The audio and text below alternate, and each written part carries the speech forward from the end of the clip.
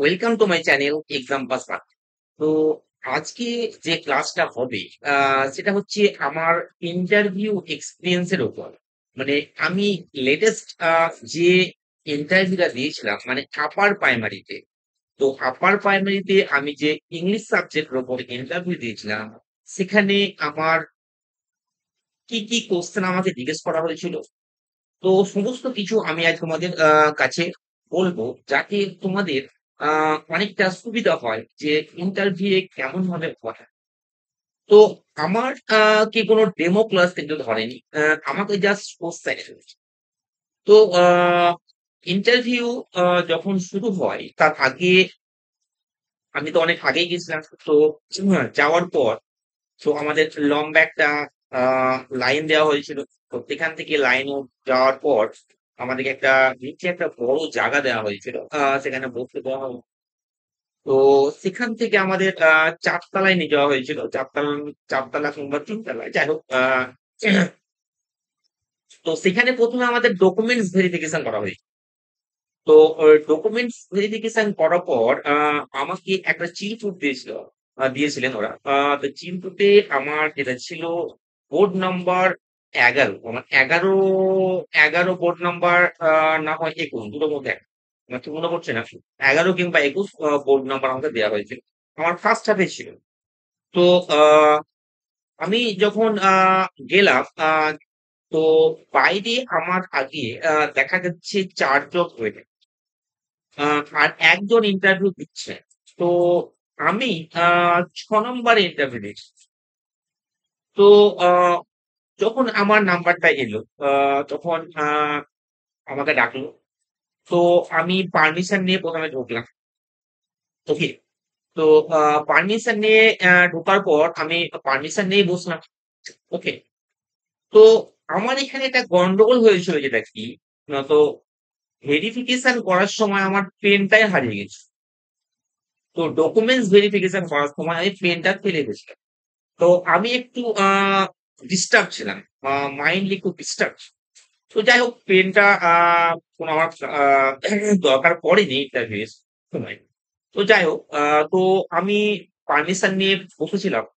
তা যখন পারমিশন নিয়ে বসলাম, তখন আমি মাস্ক পরেছিলাম। তো যেহেতু মাস্ক পরেছিলাম, তো ওদের মধ্যে একজন বললো, বাংলাতেই বললেন উনি, বললেন যদি আপনার কোনো প্রবলেম না হয়, তাহলে আপনি আপনার মাস্কটা খুলতে পারেন।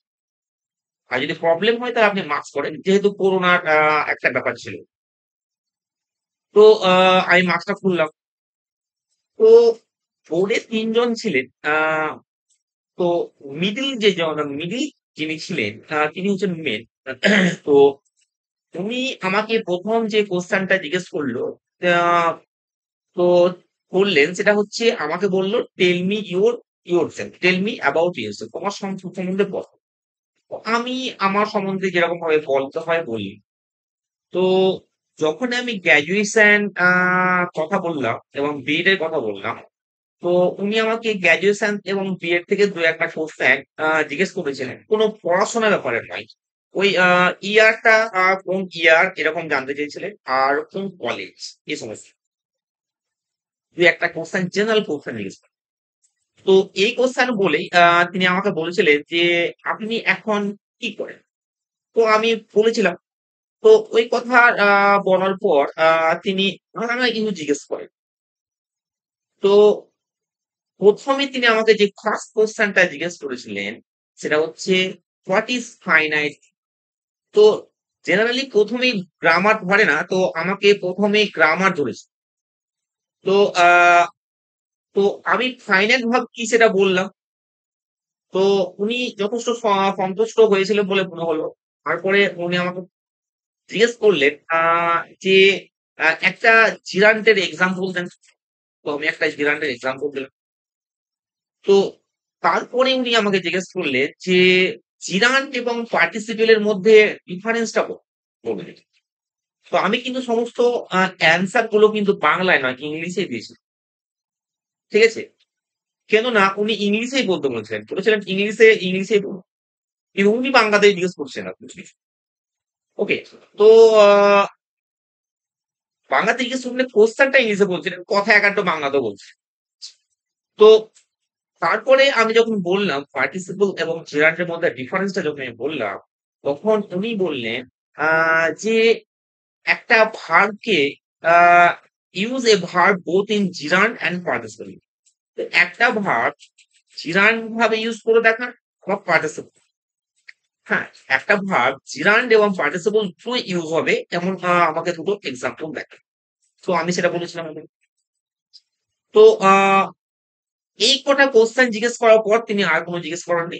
তিনি আমাকে বেশ তাকে দেখে আমার সন্তুষ্ট মনে হয়েছিল ওনাকে দেখে। তো এ আমার হয়েছিল। তারপরে যে থার্ড ওয়ান, প্রথম জন কিন্তু জিজ্ঞেস করেন কিছু, থার্ড ওয়ান। তো তিনি থার্ড মানে একেবারে যে তিনি ডান দিকে বসছিলেন। তো মিডিল জন তো আমাকে জিজ্ঞেস করলো, ডান দিকে যিনি বসছিলেন তিনি আমাকে প্রথম যিনি জিজ্ঞেস করলেন, উনি জিজ্ঞেস করলেন যে আচ্ছা ঠিক আছে, who is your favourite poet? তো তোমার প্রিয় কবি কি?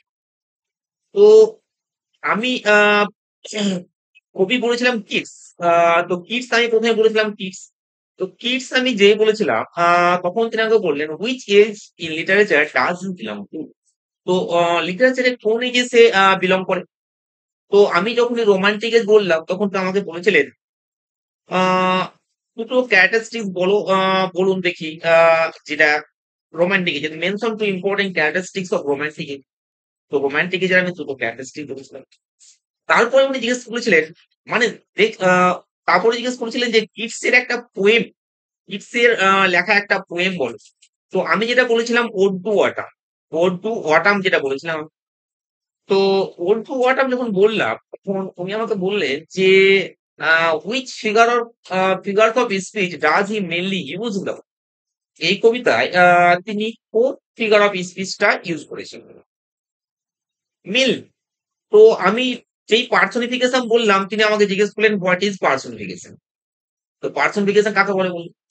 তো তারপরে উনি আবার আমাকে আরেকটা কোশ্চেন, আর দুটো কোশ্চেন জিজ্ঞেস করেছিলেন, যেটা হচ্ছে পেডাগজিক্যাল কোশ্চেন। বলেছিলেন how would you manage two classes? যে আপনি দুটো ক্লাস কিভাবে ম্যানেজ করবেন if you are given both at the same time? দুটো ক্লাস একসঙ্গে দেওয়া হয় আপনাকে because of absence of another teacher. অন্য একটা টিচারের অ্যাবসেন্সে যদি দুটো ক্লাস আপনাকে একসঙ্গে দেওয়া হয় তাহলে আপনি কিভাবে ম্যানেজ? এটা আমাকে দিয়েছিলেন পেডাগজিক্যাল কোশ্চেন। তো এটা আমি নিজের মতো করে বলেছিলাম। ওকে। তো এই সমস্ত কোশ্চেন গুলো তিনি কিন্তু আমাকে জিজ্ঞেস করেছিলেন। এই সমস্ত কোশ্চেন আমাকে জিজ্ঞেস করা হয়েছিল, আমার কোনো ডেমো তো তখন পর্যন্ত ধরা হয়নি। যদিও সেটা এখন কিন্তু ডেমোটা যেটা 9-10 এর ক্ষেত্রে, এখন যেটা নতুন, যেটা 9 তোমরা ইন্টারভিউ দিবে তখন কিন্তু ওটা ডেমো দিতে হয়। তো এভাবে আমার ইন্টারভিউ এক্সপিরিয়েন্স হয়েছিল। তো এখন তো আমি আপার প্রাইমারিতে কর্মরত। তো ইন্টারভিউ ভালো হয়েছিল এবং ইন্টারভিউ মার্কস আমি যথেষ্ট ভালোই পেয়েছিলাম, 8+, তো আউট অফ 10। তো এভাবে আমার ইন্টারভিউটা হয়েছিল। তো আমার মনে হয় এই যে ইন্টারভিউ আমি যেটা বললাম, এক্সপিরিয়েন্সটা বললাম, এর মাধ্যমে তোমাদের হয়তো অনেকটা ধারণা হবে কিভাবে ইন্টারভিউ। অ্যাকচুয়ালি ইন্টারভিউ মানে যে বিশাল ভয় সেটা কিন্তু নয়। ইন্টারভিউ মানে তোমাদের যে এক্সপিরিয়েন্সটা অলরেডি হয়ে আছে ওখান থেকে 50% কিন্তু ইন্টারভিউ তোমার কমপ্লিট করে ফেলতে পারবে। তো নো টেনশন, মোটামুটি সবকিছু একটা ওভারঅল একটা দেখে যাও, তাহলে কিন্তু ইন্টারভিউ তোমাদের অবশ্যই ভালো হবে। তো যদি ভিডিও ভালো লাগে অবশ্যই লাইক এবং শেয়ার করবে। Thank you.